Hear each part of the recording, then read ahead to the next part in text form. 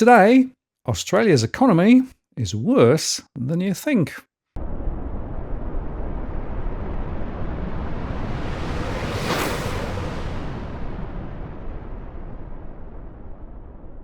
again, it's Martin North from Digital Finance Analytics World. Now, this post covering finance and property news. It's Friday, and Tarek is back for another conversation about charts, the economy, and, well, the world in general. Tarek, welcome back. Thanks, mate. It's great to be here. There's certainly a lot to talk about, and well, I feel like not a day can go past without there being some sort of calamity or development that is worthy of our discussion.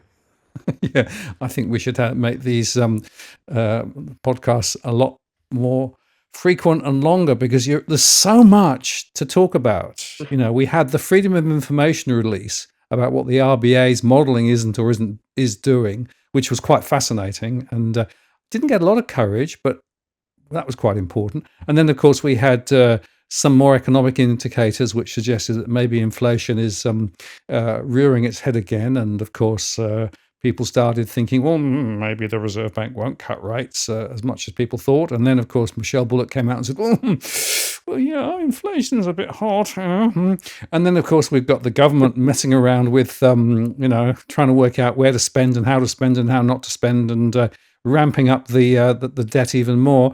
The migration question still bubbling away. I haven't even started yet. Not least, of course, the US with their stronger economic data, and the jobs data was better than people expected, despite the fact the Fed cut. Oh dear, you can't make this stuff up, really, can you?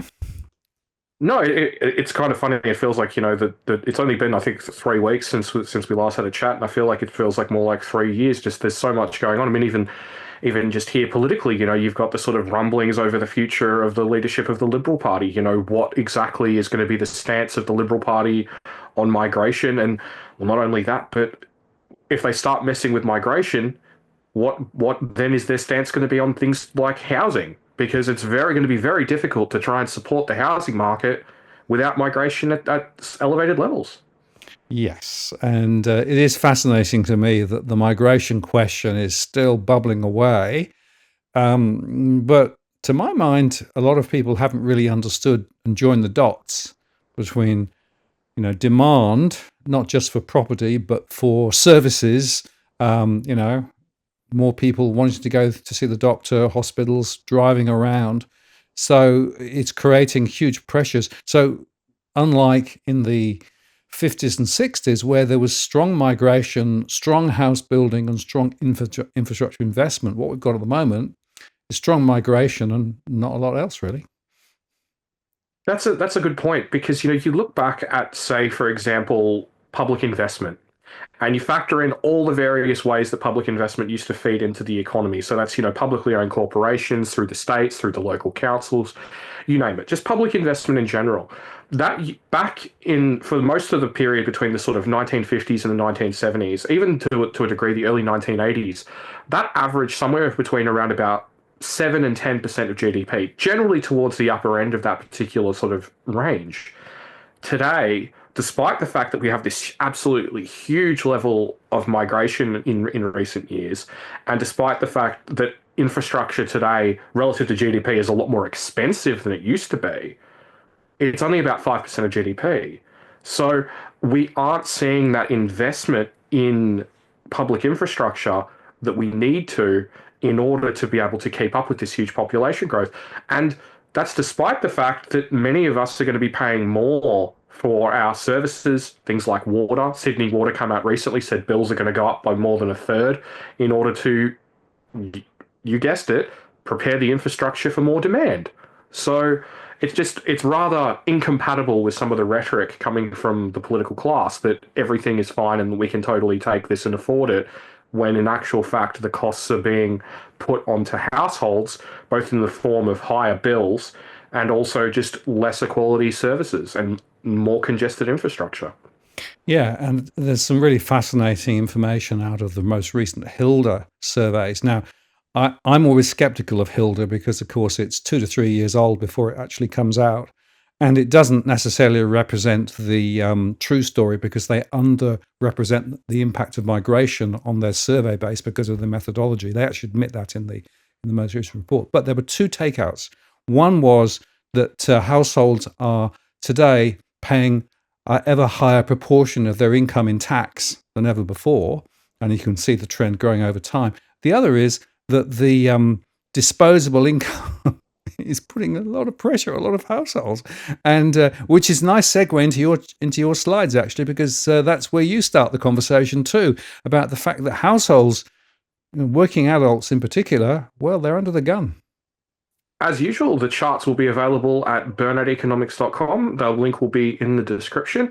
And any subscribers support that you wish to provide, that is always very, very much appreciated, as are your messages and DMs of support. So for that, I say thank you very much, and we'll get straight into it. Now, in understanding economic data, there are sort of levels that you go through in terms of granularity that give you a greater and greater level of clarity of what's actually going on. Now, don't get me wrong, getting actual genuine clarity at a household level is very, very difficult. But what you can do is work your way down through those layers, and you get a better and better and better read on things. Now, you start with, say, headline GDP, you work your way to GDP per capita, and then living standards, as it's generally expressed in the media and by economists here in Australia, is real household disposable income per capita. But there's a problem with that, because it doesn't take into account how the composition of the population changes over time. Because what it basically is all household disposable income deflated by inflation and then divided by the total population. But obviously, a large proportion of the population are children. And children, and when I say children, I'm referring to people under working age, so under the age of 15. They're very unlikely to have an income, and if they do have an income, it's likely to be relatively minimal. So, as the proportion of the population held by children declines, the level of real household disposable income should rise, because you're replacing children who don't have an income with an adult who does have an income. So what I did to sort of try and get through this demographic distortion is not divide total real household disposable income by the entire population, but solely by the working age population, which is defined as people aged 15 and over. And what that reveals is that between the middle of 2012 and the latest data, households have basically gone nowhere once you have adjusted for this particular distortion, which is, I think, really quite striking, because we are told that the current economic strategy is successful, that, high migration is our special sauce, yet in the post-mining boom era, with the exception of the distortions created by the pandemic, which were temporary, we haven't actually seen the strong, robust growth that you would associate with economic success. No, and the other point, of course, is that's an average of all adults, right? But the distribution is the other thing, and that earlier cartoon slide with the K shape highlights the other point, that in fact, if you look carefully, there are some household groups who've done extremely well and whose incomes are actually a lot stronger, adjusted for inflation, than they were. But around 2/3 of households are on the other side of the equation. So in other words, the average is low, but actually for those in that second cohort I discussed, they've actually gone way backwards. And there's a strong correlation between, for example, those in the rental sector and income pressure, or those with the mortgage problem and household affordability problems and their incomes. So the story that you've never had it so good, et cetera, or whatever you want to put on the table as some way of the politicians spinning that we're doing well, belays the true facts. When you actually think about it and look at the data, no, we've gone backwards for many people. In real terms, gone nowhere, and costs of everything, of course, have gone up a lot. Exactly, and I think the thing is that this is not the only factor that is driving real household disposable income where it should be getting pushed higher. So, for example, since that point in 2012, which I've used as the point of departure here, in the middle of 2012, I've done a counterfactual, right? And what this has basically done is, over time, there have been a greater and greater proportion of Australians of working age who have been in the labour force and, in particular, working. So what that dotted line there represents is what real household disposable income per working age adult would have looked like if the only thing acting on it was just the fact that there was a higher proportion of people of working age who were employed. So really, we are lagging fairly significantly where we should be, just based on the fact that there are more Australians in the workforce today as a proportion of the population than there was those 13 years ago. It's also worth noting that that isn't the only factor either. There are other factors which should be pushing up this metric. For example, on average, the population is slightly older. The average person is slightly further into their career, which means they should, at the average, be earning a higher level of real household disposable income. But at the average, they're not. There's also the fact that there is a cohort of retirees who have passed away who have generally been much less affluent than the current crop of retirees that are feeding through into the system, which should also be pushing up real household disposable income per capita, but isn't. So there's all these factors of people who should be getting ahead but aren't. But as you say, there's also the granular side of things where there are people who are very much getting ahead while a whole lot of other people are, in real terms, falling behind. And just a definitional question: when you talk about real household disposable income, is that after tax? Yes, yes. Right. After this is as real household disposable income is measured by the national accounts, which is after tax and after household interest repayments. So, while it is somewhat impacted by the overall, but by the issue of higher interest rates, it's also impacted on the other side of the coin by higher deposit rates. So the actual impact of I did this analysis a few weeks ago. The actual impact in terms of the positive impact of rate cuts on real household disposable income is about it's less than 0.1% of GDP. I think it was about 0.06% of GDP has been the positive impact of rate cuts thus far, which really isn't all that much. And it's also just worth noting that this particular metric is based on headline inflation, which has been distorted by the electricity subsidies, which we're now starting to see unwind.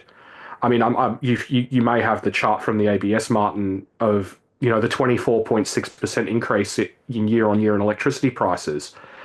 Now that particular increase isn't included in this data because it postdates this data, and that will, as the electricity subsidies end and base effects start impacting the CPI, will actually put downward pressure on real household disposable income per working age adult, which could, and it's well within the realm of possibility, actually see it fall again. So, just some sort of interesting side notes there.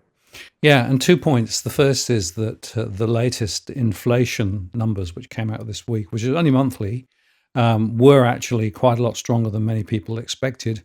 And immediately, some of the market analysts reduced their expectation of further rate cuts. The truth is, of course, that those electricity subsidies effectively moved the inflation problem down, which allowed the government to position themselves better for the last election than it otherwise would have been. Surprise, surprise, surprise! Magic. You just move it down beyond the election, and suddenly, you still got to pay. And then the other point, of course, is that with this sort of information, the impact of migration, the impact of higher taxes, the impact of all of those other mechanisms are all sort of flooding in. And that's why some of this modeling gets quite complicated.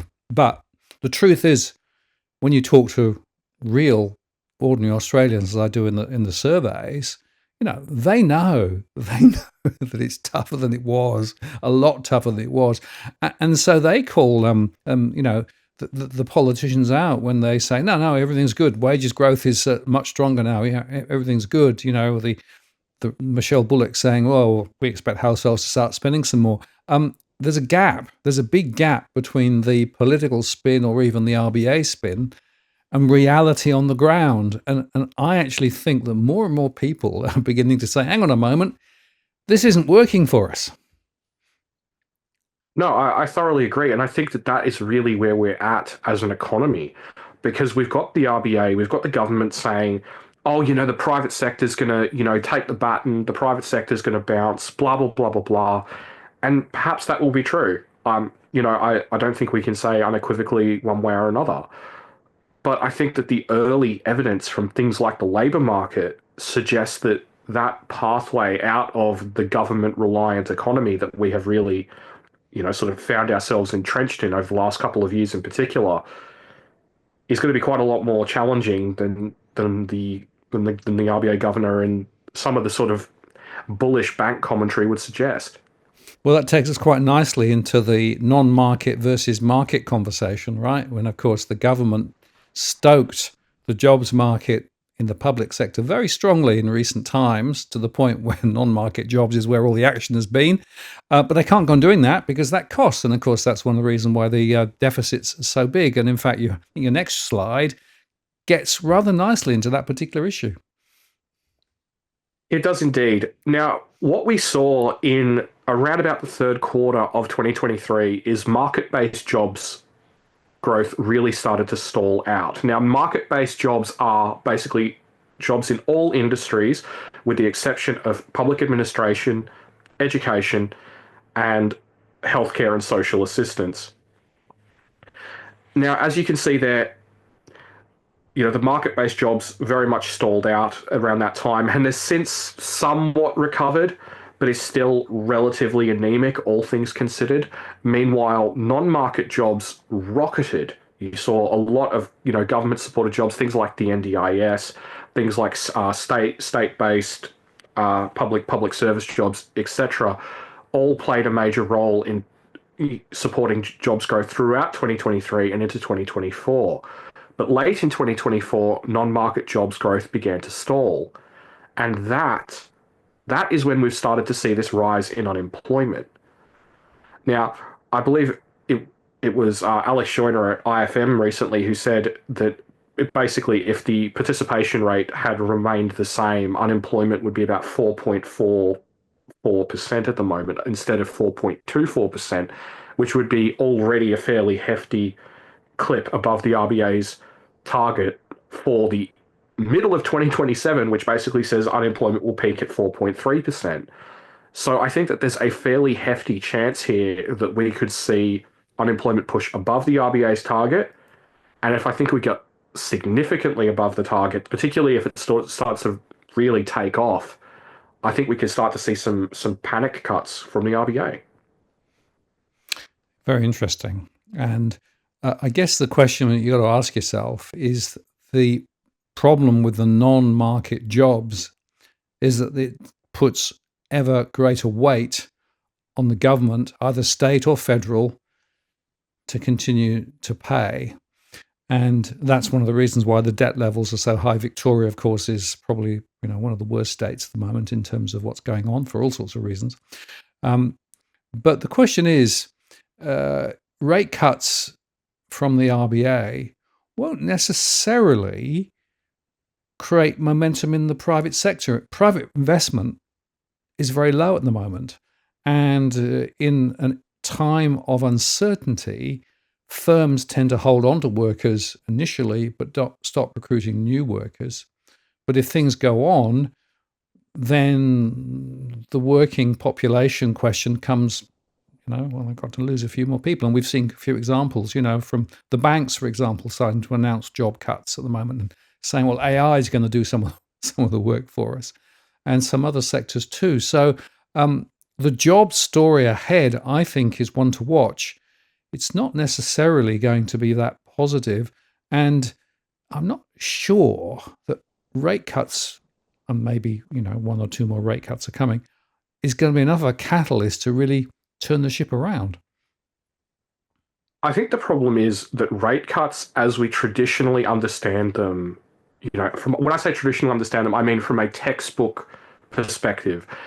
Rate cuts are ostensibly the main avenue of boosting an economy, isn't actually meant to be through the mechanical impact of cash flows to households. That's part of it.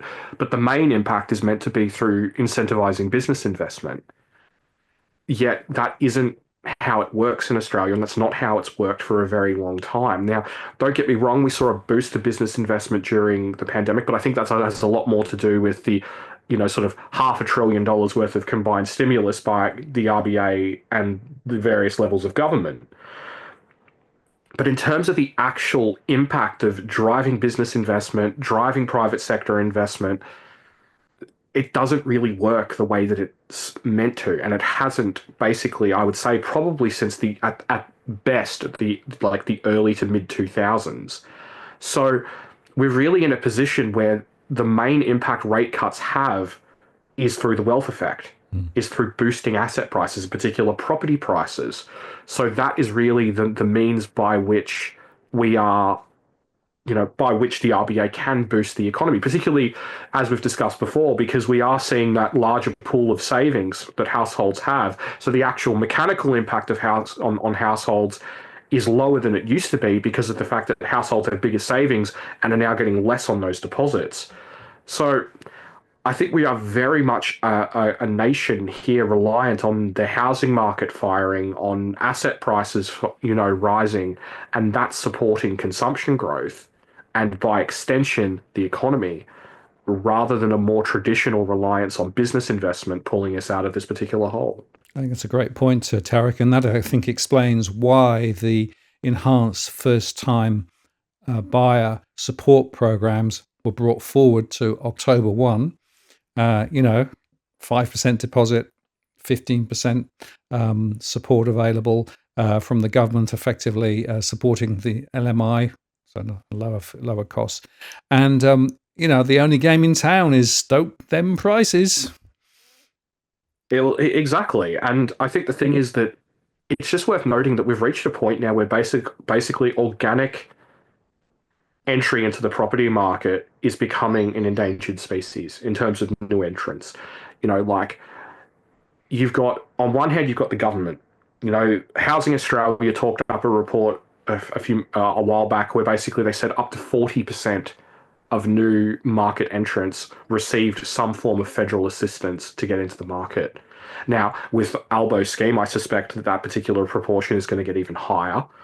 And then, as you've covered, for many years now with your data, you've got up to. I mean, well, what was the peak in your data for the number of people receiving assistance from the Bank of Mum and Dad? Well, it's well north of 50%, in some cases closer to 60%, depending on definition of support. And the average amount is rising. It's well over the 120, 130,000 now. And in Sydney, it's even higher because, of course, prices are higher. So you're right. There's a smaller, shrinking proportion of people who can find their own way into the housing market unless they've got support from either the government and or the Bank of Mum. And by the way, I'd make the point that in my surveys, there are people waiting for 1 October to come to be able to go get that property and also use the Bank of Mum and Dad as well, and use some of the state supports as well. So when you actually pile all of these elements up, you realize that there are people out there saying, okay, I'm going to buy because, I've got all of these handouts from these various sources. Great for those who can. But bear in mind, of course, also the Productivity Commission always says, well, remember, this is a mechanism to help the sellers of property rather than the buyers of property. It's not going to solve housing affordability because the people who can't get into the market still can't get into the market. It mostly impacts those who would have already been able to get into the market at some point, bring it forward slightly. So it doesn't really solve fundamental housing affordability, but it does solve the government's problem of trying to create more momentum in the economy, stamp duty, and also the wealth effect property prices going up, which is the only game in town. So you can see directly through this why they're doing it and the implications, but it's not actually going to solve the housing affordability problem. It's just going to stoke the prices higher.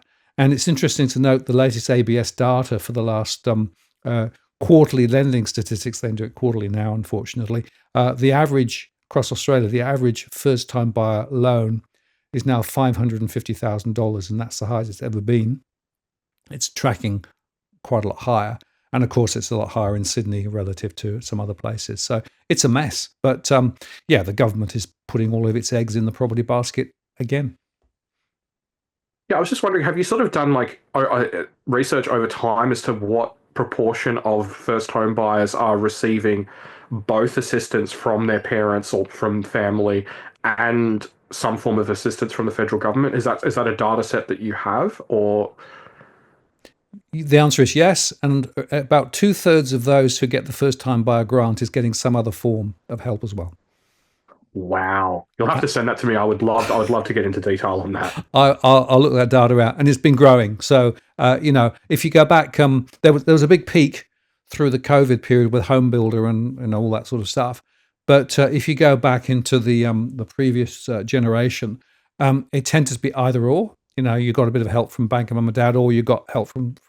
But now everybody grabs whatever there's well, because of course the states say, well, help yourself, and then the government's saying, well, help yourself. First time buyer, yeah, welcome, come all. And 5%. Just remember, folks, 5% is not a very big buffer. And if prices did wobble or go down at some point, and there's still a risk of that, then there's a bit of a negative equity problem. But of course, the negative equity problem initially is going to be held by the government, i.e., we the taxpayer. So we the taxpayer are effectively helping to prop up the property market. Don't you feel good about that, Tarek? Well, I think it's kind of strange actually, because I've always thought, sort of do the right thing, build a deposit, have a buffer.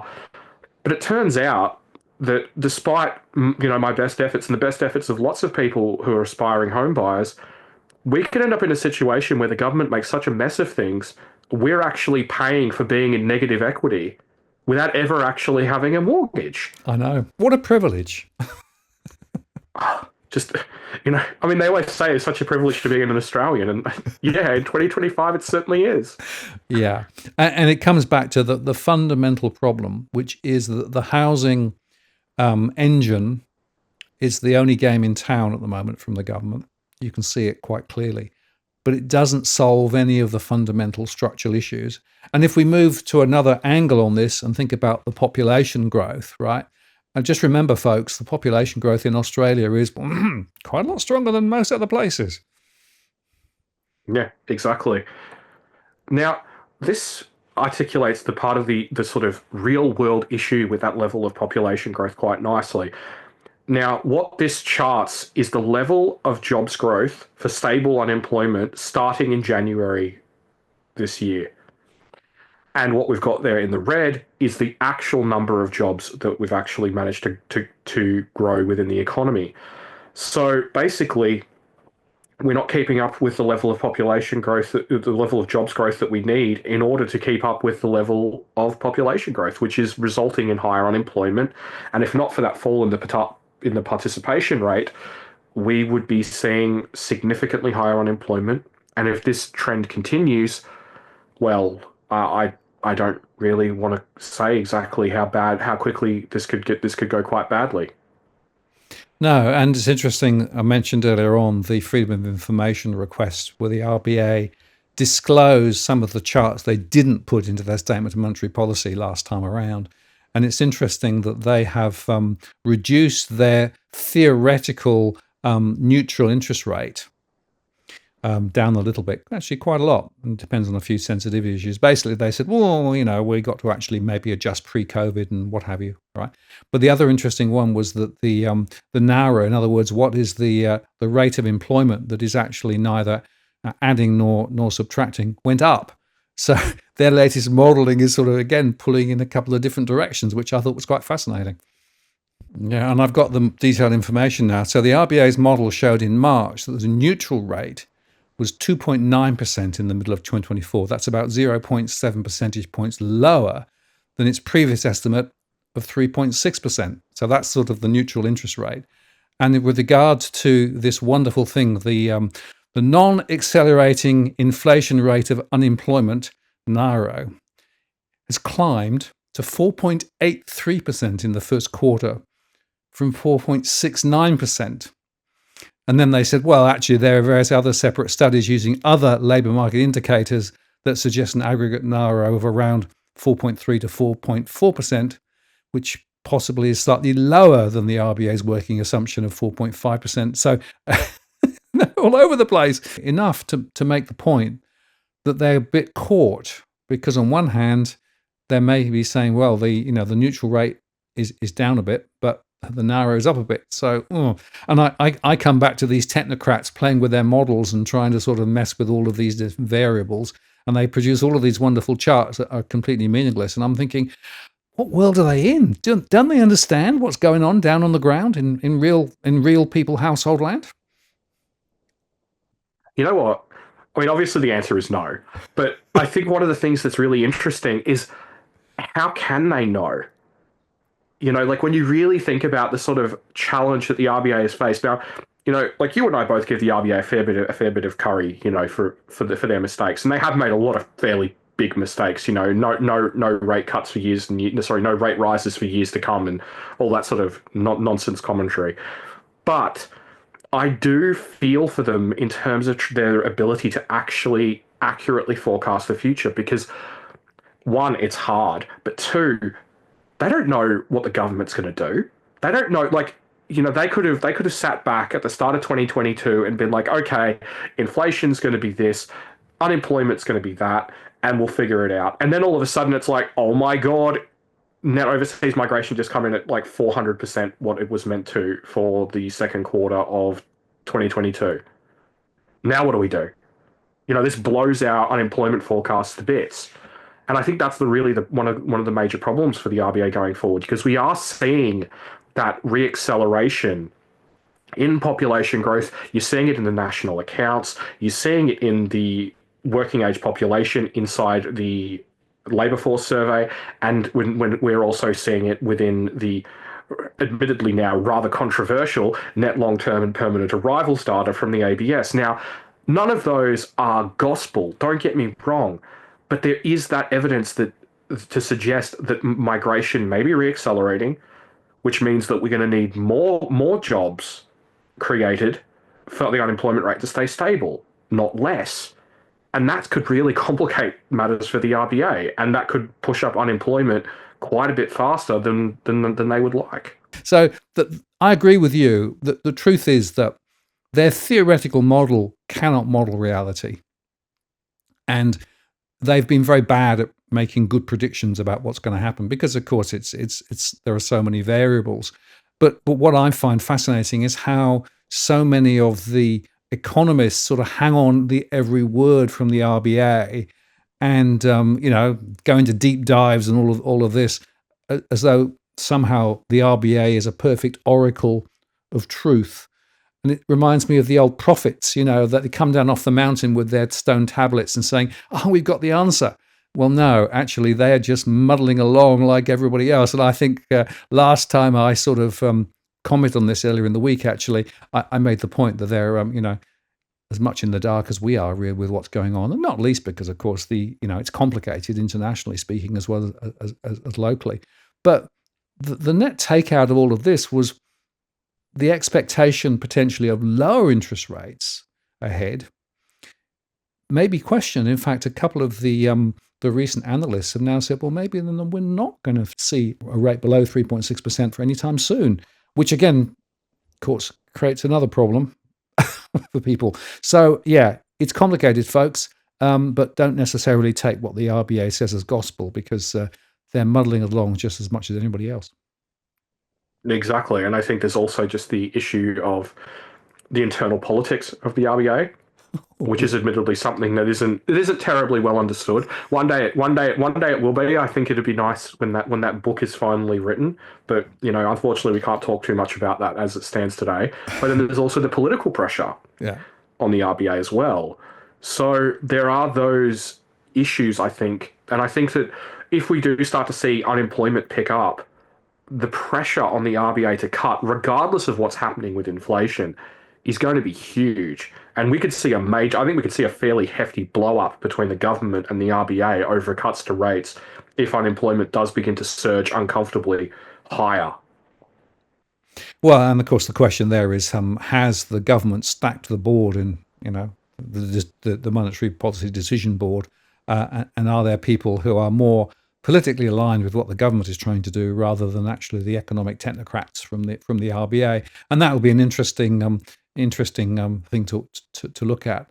I also say that one of the problems with the RBA, of course, is that they've been trying to be more transparent about what's been going on and disclose more. In a way, the more they try and disclose more and tell people about what they're thinking, the more people can see the emperor has no clothes. Well, to be completely fair to them, it's not something that's unique to the RBA. No. The Fed is having the same problems, and I think in a lot of ways that it just goes to show just sort of how broken the system is. That we're sort of relying on they're relying on all these different indicators, all these different models to tell them what to do, what the future looks like. But I think part of the thing is that it doesn't really adequately account for both human nature, which is admittedly an absolutely huge and difficult thing to confront, but also the just increasingly interventionist ways of government more broadly. The old, the burnout economics, strategy from government of just them doing whatever the hell they like for political reasons, while the RBA or the Fed or the Bank of England or whoever tries to slam their foot on the brake, and the government's like, no, no, no, we're just doing what we like. You're throwing electricity subsidies at things, we're throwing cash and money at whatever. We're creating all these various non-market jobs. We don't care because we want things to look good for political reasons. And as long as things are compromised in that way, it makes the job of the RBA and central banks more broadly very, very difficult. I mean, don't get me wrong, it's an unenviable position, but it's an unenviable position with a rather nice pay packet. And now accountability. Well, yeah, that too. I mean, who wouldn't want that job? That's really the point. And I come back again and again to, I understand the rationale of separating the monetary decisions from the political environment to an extent. But when you actually understand how it all works, there is political influence, not least because, of course, treasurers sitting around the table as part of the decision process, but also because, by definition, the RBA is there partly to support the funding of the government, and partly, of course, to make sure that there's a coherent story about what's going on, even if the story isn't really coherent when you actually pick it apart. So, to my mind, it's an interesting role, more a work of fiction than economics, I think, and maybe that's how we should be reading what they come out with. It's an interesting theoretical model about the way the model works and the way the economy works. It's called Martin, by the way. It's quite funny, isn't it?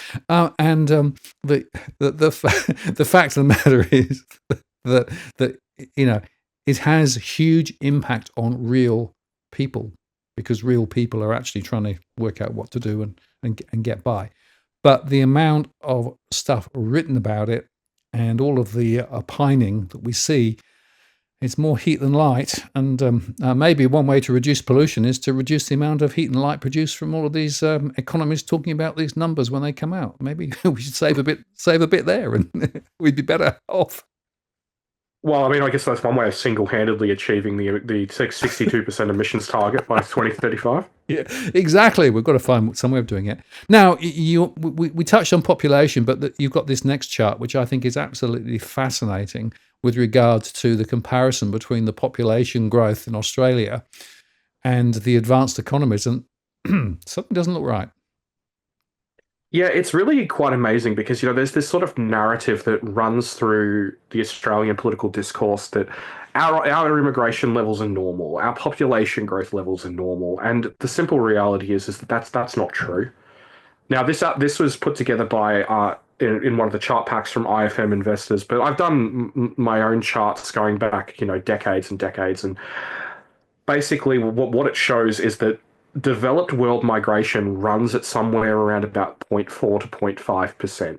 Now, this is population growth overall, but yeah, but that's roughly where advanced economies sit.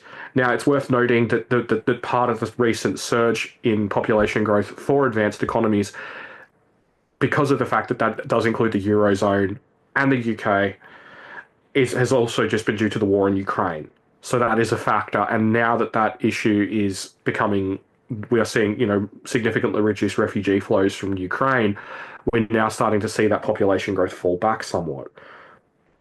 So it's just really quite striking that there's this narrative that things are perfectly normal in Australia, but if you take a stance of reducing Australia's migration in per capita terms to develop world norms, you can get called some rather unkind things by quite a lot of people, even though you're just advocating what is normal in literally the rest of the developed world.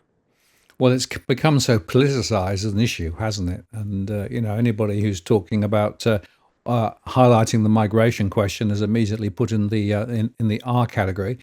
But the truth is, and I fundamentally believe a lot of people have turned out over the last few weekends to sort of make a fuss about it, are actually motivated by real, genuine concerns about the future of the country, because it's not a racist discussion. It's simply about an economic discussion when, in fact, the government is not investing sufficient in the infrastructures we discussed earlier on, where effectively we know that household disposable income is sideways or worse for many people. Housing affordability is shot, and government debt is rising, which means that more tax is being demanded.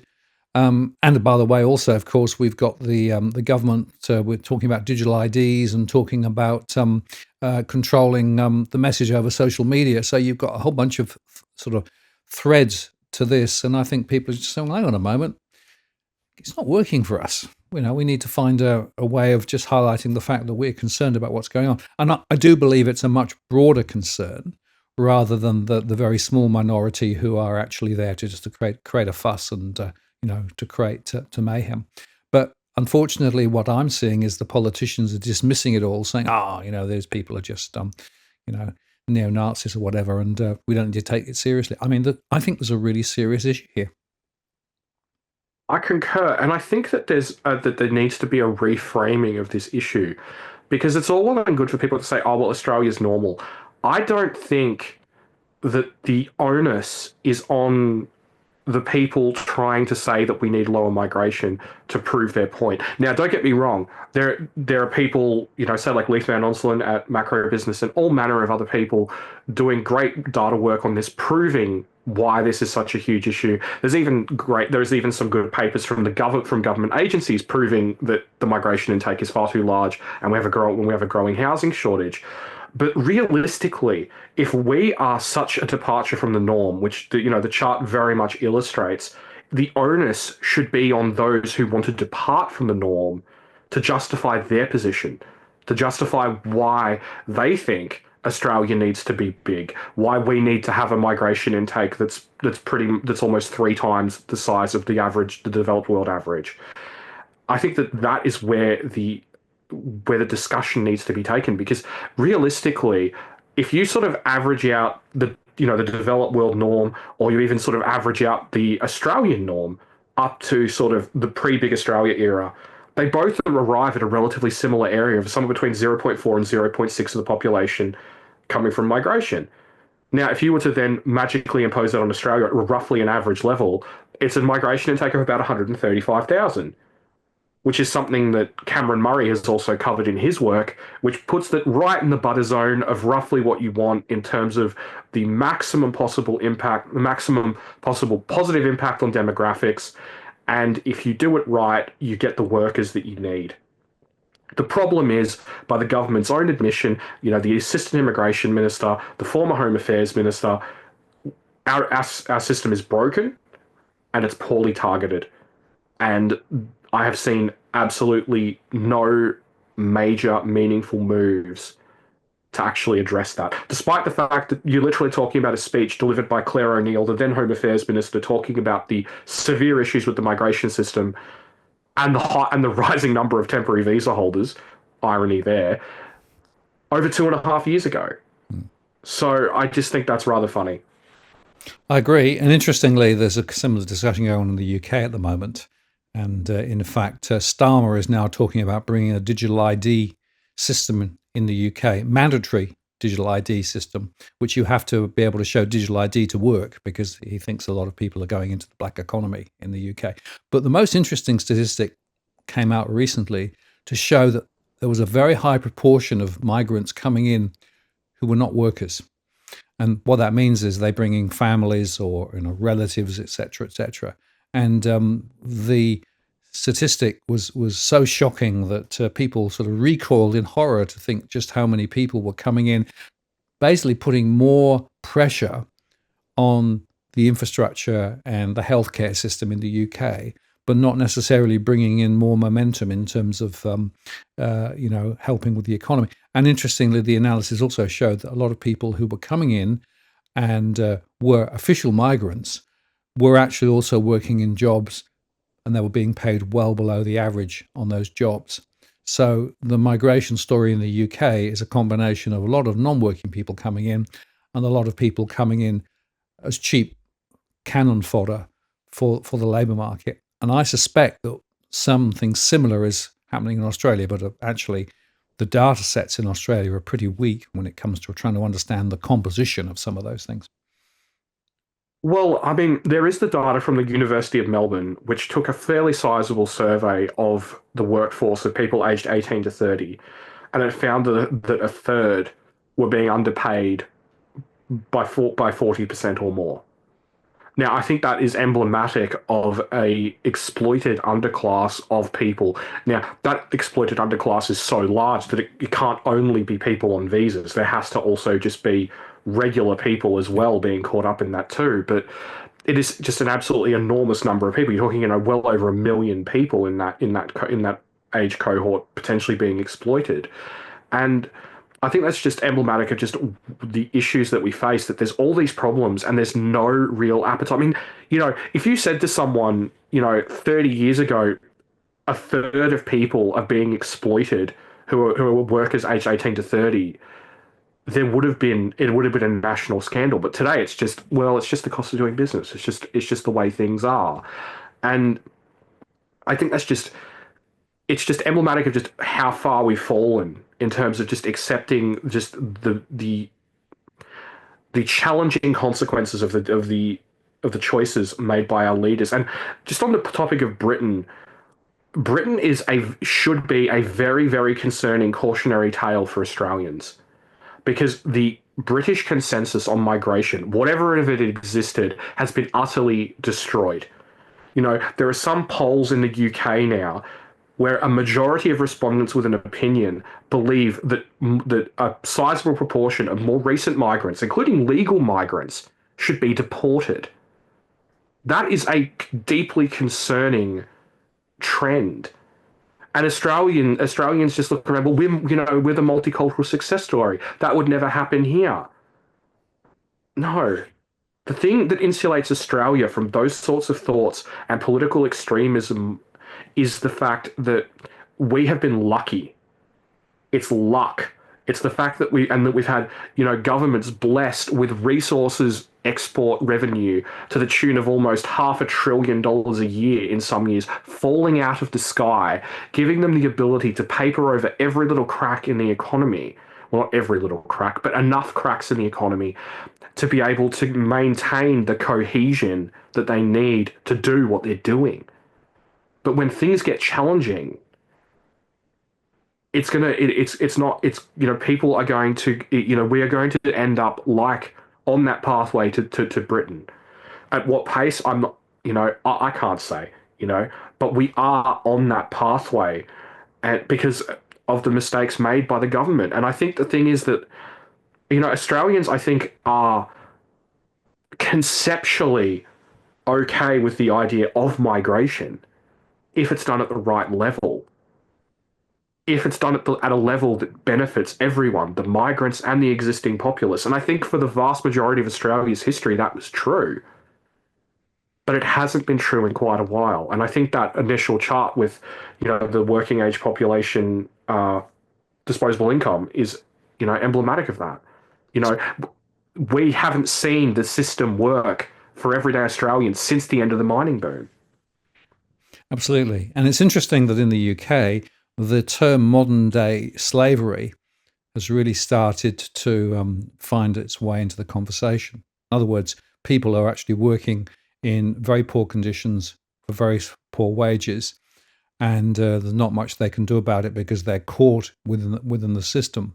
And in fact, I would say that there are sections of the British economy which are totally reliant now on those modern day slavery conditions to continue to actually trade. And that's a really concerning consequence. And there are social and economic consequences. The social consequences are significant. And I worry that the same is true down under as well, insofar that we know that there are people earning well below what they should be earning in Australia. And the businesses who do that say, well, that's the only way we can get by. But on the other hand, um, you know, they are actually breaking the rules. The thing that gets me just from the social aspect, the social aspect of this is we basically, Western society basically is a giant pendulum swinging one way, left to right, again and again, between conservative and progressive, time and time again, across history. And for the longest time, for most of my life, it was swinging towards the left. It's swinging towards progressivism. Probably, some would say too far towards in that direction. You know, and now, we're in the sort of last maybe 5 years, we've started sort of pause, and now it's swinging back the other way. It's swinging back towards the right. It's swinging back towards conservatism. And in some ways, populist right wing conservatism, I would say, in a lot of ways. And we're only seeing that the beginning of that right now. Mm. This is the early stages of it. And if the early stages of it are majority support in a place like Britain for deporting legal migrants who came to Britain in relatively recent years, what is it going to look like in 5 years or 10 years? And what is it going to look like if economic times get even more challenging again, which is well and truly within the realm of possibility? Like, it is a very, very concerning future. And it bothers me immensely that this these scenarios are not being paid sufficient heed in Australia, that we're just running headlong into just whatever come what may. Absolutely, and of course, the inflation story is not over, and we're seeing quite significant hikes on various fronts. One of the most interesting ones, of course, on the inflation story is the current view of what's happened with rental inflation. Trying to make sense of that is a it's a whole new story, isn't it? Indeed, it is. Now, this chart was included in the recent RBA statement on monetary policy, and well, this illustrates one of the trends in Australian data that, oh, it annoys me a lot. Because what you've got here is advertised rents as measured by CoreLogic versus the CPI rents from the ABS. And as you can see there, advertised rents absolutely took off, and then CPI rents also began to catch up, but have now begun to fall relatively precipitously. Except when you do the math, and even after you adjust for the impact of the increases to Commonwealth rent assistance, the gap is getting on for 15 percentage points between the two. The gap, if you use SQM's data instead, or Domain's data, the gap is more than 20 percentage points in terms of cumulative growth in rents versus cumulative growth in CPI rents since the just prior to the pandemic. And that to me is an absolutely striking divergence, because if we were to magically swap out CBA's data or DFA's data on rents, because they are both measurements of actual payable rents, whereas CoreLogic and SQM are measurements of asking rents, we would have seen in headline inflation significantly higher. You would have seen rent being given a higher weight in the CPI as well, and it would have likely resulted in either no rate cuts or potentially even higher interest rates to begin with. So I think that's just a rather interesting one, and I'm not seeing really any sign of a major convergence, shall we say, between CPI rents and between advertised rents, particularly as advertised rents show signs of reaccelerating. Well, absolutely. Well, I've held the view for some time that there's a real big story here.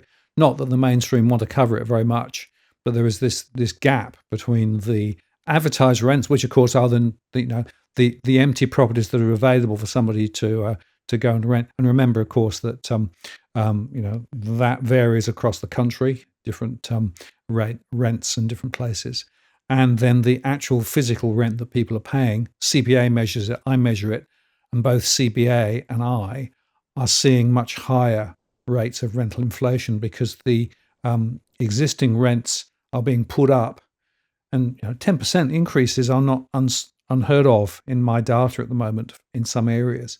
And then people are really caught because they either have to just pay up, or they try to find somewhere else and join the 30 parties trying to look at the property down the road, and good luck with that.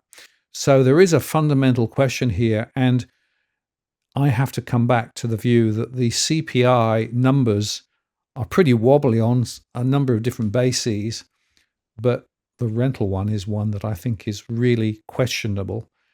And from a data quality perspective, I'm not sure that I believe the official statistic on this. Well, I mean, you're not the only one on that. I mean, Louis Christopher from SQM has been talking about the divergence between the two for quite some time now. I believe you talked about it on your show a couple of years ago. Um, but it's just something that is so vital, and I think that it's not being if it's not being adequately captured, there's major issues for a lot of different people. Particularly renters, Yep. because they're not seeing they're not seeing their particular their quality of life. Sorry, they're not seeing their life their challenges reflected adequately in the data than compared with, say, someone with a mortgage, because it's a lot easier to quantify exactly what's going on with a mortgage, because you just ring up the banks and just be like, well, what's the data done, and what's the interest rate, etc., and just do a little bit of simple math. Whereas this is a lot more complex, and I think it does a disservice to renters to not adequately cover this. And I don't know. I feel like there's a major blind spot more broadly when it comes to the cost of rent and its actual impact on households. When I look at your data, I look at CBA's data, and it paints a completely different picture to some of these surveys that say, well, no, rents, that the proportion being spent on rent today isn't that dissimilar to prior to the pandemic. When you get out there and you ask the average person on the street, and they're like, it's a completely different galaxy, mate. Absolutely, and interesting. There were some comments on the Hilda data about that, and suggesting that the story on rents is probably more aggressive, particularly for some particular household cohorts that have less ability to pay. So that was quite interesting. They talked about the proportion of people in financial difficulty, etc., etc. But again, the Hilda data is 2 years plus old, which doesn't help.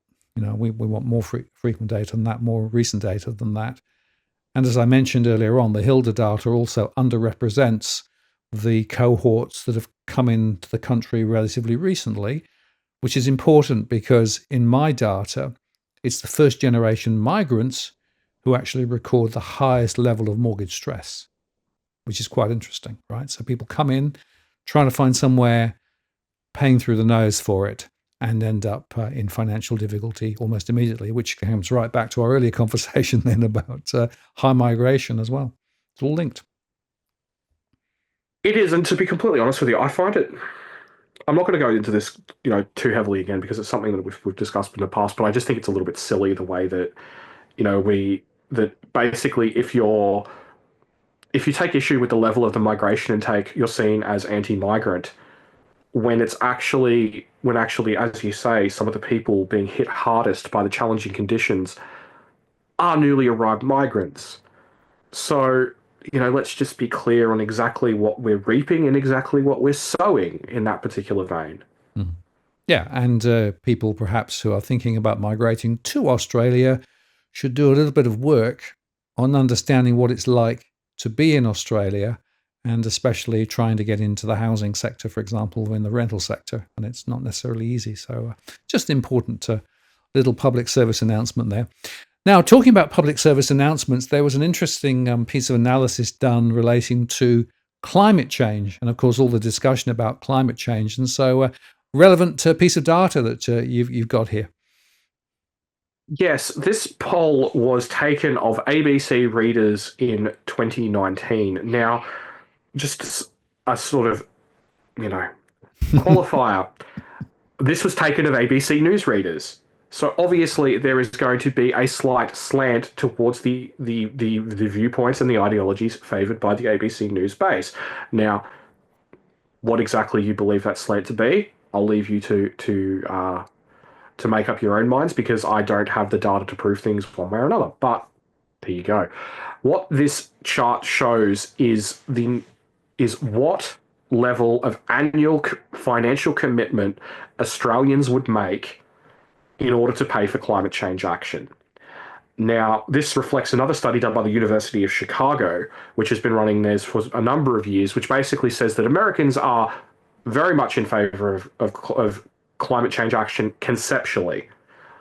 But once they have to start personally paying money, they tend to say, no, that's too much. And the amount of money they start to say, no, that's too much at a majority level is about $20 a month. For Australians, the ABC put this through their model, and they concluded that it was about $200 per year was the amount that Australians were willing to pay for climate change action. Now, this comes amidst the Albanese government's 62 to 70% emissions reduction plan by 2035. Now, this plan annoys me, not because I have any conceptual issue with action on climate change, but because it didn't come with any costings. It's just a case of, hey, figure it out. Now, so I put it through a couple of different AI models and asked, well, what's it going to cost the federal government? I then averaged that number and then divided it over the next 10 years by the total number of taxpayers. It came to a figure of $3,200 per taxpayer per year. Now, whether that right, I have no idea, because it obviously depends on what path you're going to take, and there was lots of different paths laid out in the plan. But that was what the model spat out. And $3,200 per year is a lot more than the $200 that people who were polled said that they were willing to pay. So I think that really just articulates just how vulnerable climate change action is politically to someone who's willing to rock the boat. Because for a long time now, since the sort of Tony Abbott left the building, so to speak, the Liberal Party has actually, relatively speaking, towed the line on climate change. They haven't rocked the boat too much. They haven't, run, the Tony Abbott's, sort of scare campaign where the carbon tax is going to send the cost of a lamb roast up to $120 and all that sort of stuff. They've actually been relatively quiet on the issue, probably because they are relatively vulnerable in those inner city seats on this issue. But if they were to take the Andrew Hastie approach and push back on the government's targets and on net zero, I'm not necessarily convinced that that is a bad political long-term move. If they can make a case that this plan is going to cost Australians a fairly hefty chunk of change, because $3,200 a year in additional tax is a fairly sizable hit to the average household. that could be quite politically successful in the long run. Because the Liberals have not made climate change about the hip pocket since Abbott left, really. So I think that that is something that they could be relatively successful with. Now, personally, I'm an old school environmentalist. I would like to see action on things like deforestation and loss of biodiversity and not poisoning the planet to the point where we cause a complete cascade failure of the ecosystem. But I'm also well old enough and perhaps wise enough to know what this sort of thing actually looks like when it comes to politics. Well, it is, of course, a political game, isn't it? And the story is that there isn't much below the waterline when it comes to what they're actually wanting to do, planning to do. And I don't think the consequences are fully understood. Mind you, the consequences of the you know higher rainfall, the bigger winds, etc., in terms of costs are huge. And you only have to look at recent events where people got flooded out and costs of insurance are rising. So I would argue that many households are already having to pay a lot more for the consequences of the non-action on climate change, which is something to sort of factor in. And I noticed the insurance premiums are still rising, not quite as much as they were in the latest CBI number. But there is a real gap between the high-level political narrative that we got from the government and the reality that's required to really take this seriously and do what's what. And remember, taxes are already at record levels. So what we're talking about is an additional impost through the tax system to cover the additional investment in the climate change story. And yeah, you're right. There is a political angle here for the opposition, I guess, if they could get their act together. But chances of they getting their act together at the moment, it's probably close to a zero as well, isn't it? What what net zero chance, though? Exactly. No, the thing, I think part of the problem is that climate change is a very abstract issue, and you've got the problem whereby, like, say hypothetically, Hasti ends up being leader, and we're heading into the 2020, what is it, the 2028 election campaign. If Hasti gets up there and says this is costing you $3,200 extra, now personally, I don't actually think that that's going to happen. Mm. I mean, in terms of the actual cost, because I don't think the government's going to be willing to pay it. I think it's all just lip service bull. But let's say that Hasti does run with that. You're paying an extra $3,200. Hasti pulls up a nice big chart, like the size of one of those giant checks that you get when you win the lotto in America, and it shows the fact that the increase in Indian coal production since Albo was elected is basically the size of the entirety of the Australian coal industry. It's gonna get pretty hard to continue to sell that to the average person in the street when you've got the developing world continuing to expand their usage of fossil fuels in aggregate terms, and you're asking Australians to then pay more to reduce our emissions.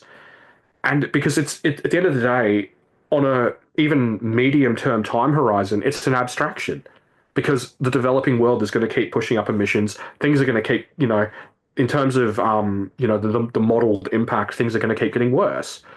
So it's very difficult to sell that action to people paying more for things to get worse because other people are making them worse from a political perspective. So I think that it's very easy for the Australian left to say, "Oh, don't worry about it. The coalition are cooked on migration. Things are going to be fine. It's all good." All I can say is look at Canada. Canada abandoned its carbon tax not because the left, not because the right did it, but because the left did it because they were so concerned about the political impact. So I think that there's that vulnerability there on the issue of climate change for the left that can be exploited by the right, particularly in challenging economic times for households. Yeah, well, we'll watch that with significant interest ahead. And talking about significant interest, the next chart is absolutely stunning. the China story, which is just worth reflecting on, right? This is the story about the manufacturing trade surplus as a percentage of GDP. Oh, they're a bit busy, aren't they? They are now just for a little bit of fun, interesting stuff. Australia's manufacturing as a percentage of our entire GDP is 5%. Now, China's manufacturing trade surplus. This is every Chinese manufacturing export minus every import of a manufactured good into China. So as you can see, it's well above 10% of Chinese GDP. I actually ran the numbers on this a few months ago, and China actually runs the largest manufacturing trade surplus as a percentage of as a percentage of global GDP in the history of the world. Their manufacturing trade surplus today is significantly larger than the manufacturing trade surplus that got the US economy into so much trouble when it held the title of the world's factory in a time of economic crisis. And one you might be familiar with, it was in late 1929. Oh, okay. That's one to watch then, isn't it? Well, you see, that's the problem when you've got these engines of the global economy reliant on exporting their excess capacity into the world, Yeah, and then the world hits a speed bump, and the world economy hits a major speed bump. What happens to the capacity? And this is an interesting one for us here in Australia because people can say, we're not exposed to that. We have the lowest level of manufacturing activity relative to GDP in the OECD. We are, effectively immune to the global manufacturing cycle. And in direct terms, yes, there is some truth to that.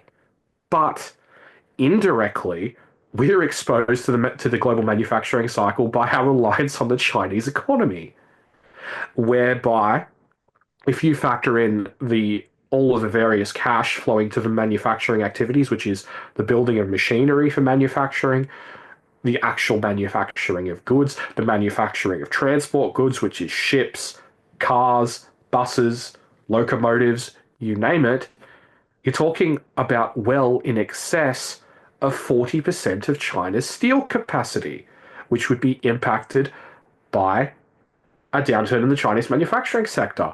But wait, there's more. Now, if all of a sudden the Chinese government has to prop up its manufacturing sector, which it has just spent trillions upon trillions of dollars building and subsidizing, where is it going to pull the capital from? Oh, it's going to pull the capital from all those infrastructure projects and residential construction projects, which use, you guessed it, steel made with Australian coking coal and Australian iron ore. So basically, the moral of the story is if China's economy gets hit hard enough, it's dragging us down with it. absolutely.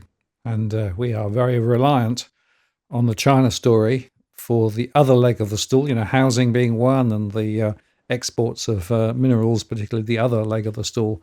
And well, they could be a bit wobbly. And as we come to the end of the show, Tarek, there's one last little nugget here, which I found absolutely fascinating. Yes, this one was an interesting one. I saw this chart on Twitter. Basically, it was a bunch of different search terms put through Google and Google search trends, and basically it tells you as a number balanced to 100 how close the current level of activity was to peak levels. Now, I got curious and I punched in a bunch of different terms, thinking, well, I wonder what sort of interesting trends I can find. So I put in the words bankruptcy lawyer, and oh boy, it recently hit an absolute all-time high.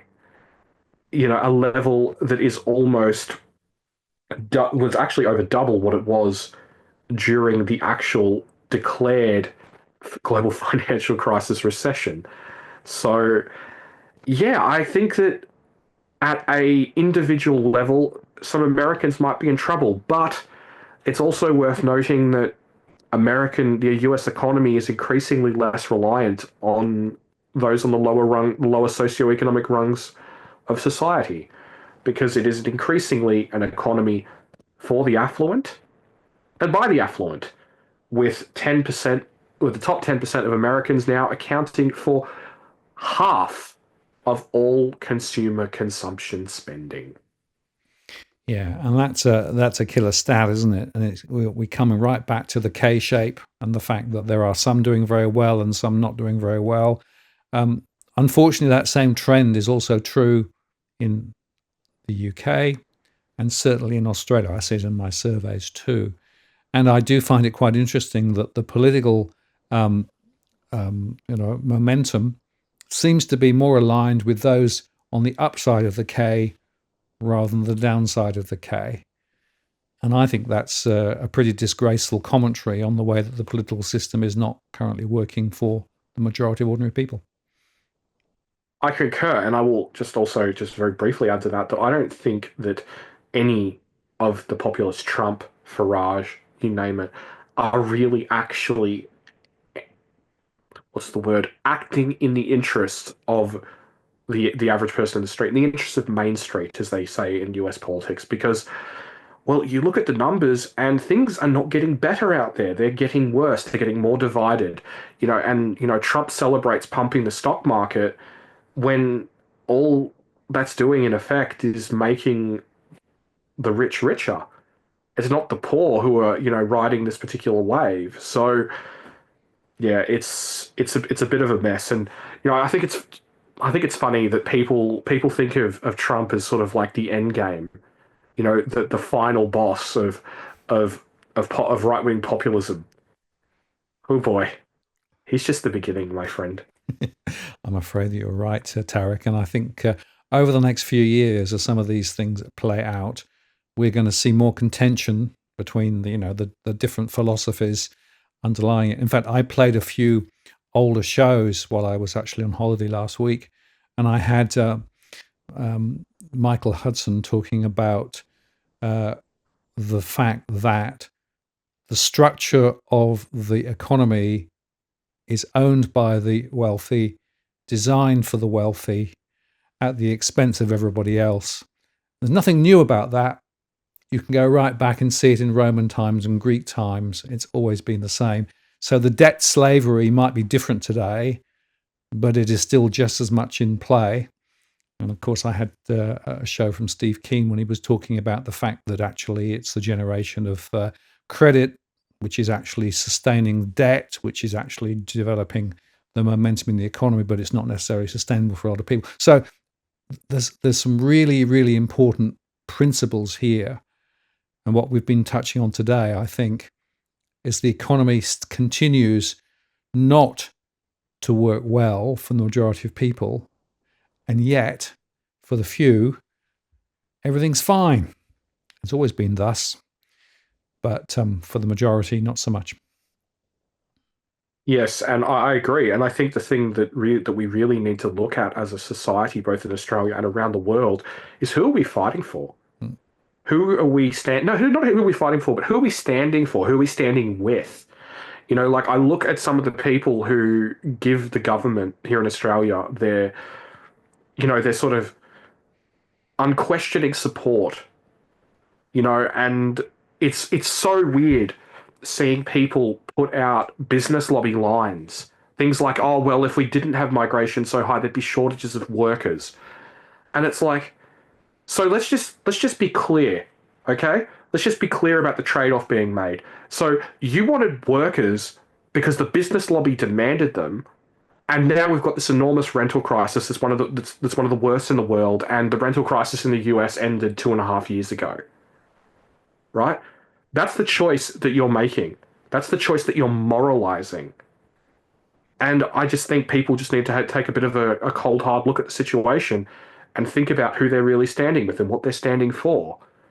Because I don't think it's, in a lot of cases, it's what they actually believe. I think it's just division and politics pushing people into different corners, not actually what they believe in their hearts. Well, I've always held the view that, in a way, divide and conquer and misdirect are two of the levers. And those levers, if they're used, and they are being used at the moment, means that people are more and more confused and less able to, mount a serious response in a way that reduces their capacity to engage with some of these issues. Well, they're still struggling to pay the bills in the meantime. And that actually means that there's more potential for those in power to keep control. And, as Michael says in his show with me, they are never going to give it up because they are calling the shots. Well, in the words of Irwin Carino from Children of June, deception is a legitimate tool of statecraft. Nice way to finish, Tarek. Thank you so much for that. Very important conversation today, some important thoughts, and I hope we will be able to do it again soon. And the new setup there is working really well, so thanks for that. No worries. Thanks for having me, Martin. Great to be here. See you next time. Take care.